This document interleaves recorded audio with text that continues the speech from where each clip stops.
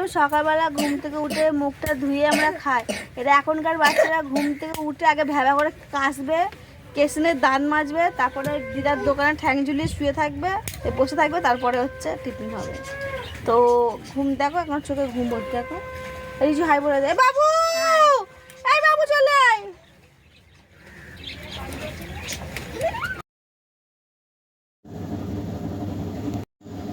তো বন্ধু, তোমার তো জানো আমাদের ঠাকুর রেডি হয়ে গেছে। এটা আমার বাবা বানিয়েছে ঠাকুরটা। তো বন্ধু কেমন হয়েছে বলবে।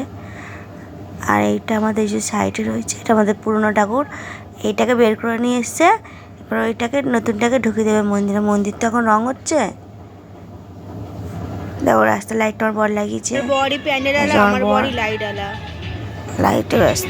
দেখো ভুড়ি হয়ে গেছে আমার বরের একটু। সবাই হয় বলো।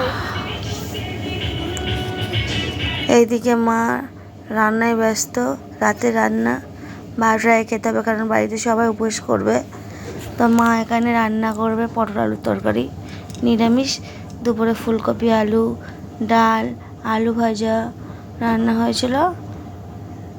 মা এদিকে রান্নায় ব্যস্ত, কারণ 12টায় সবাইকে খেতে হবে, তার আগে সব উপোস। আর এটা আমার বাবার ভেরির ঠাকুর, আমাদের পাড়াতেই মন্দিরটা। এটা আমার ঠাকুর, নতুন ঠাকুর এসেছিলো দেখতে আসি। ঠাকুরটা খুব সুন্দর হয়েছে, দেখো কি কিউট ঠাকুরটা, কি ছোট্টের মধ্যে নাটা চাটা।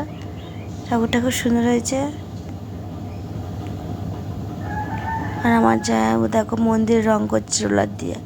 এটা ডিজাইন করা কলকা হবে, কি সুন্দর করেছে আমার জামাইবাবু এটা।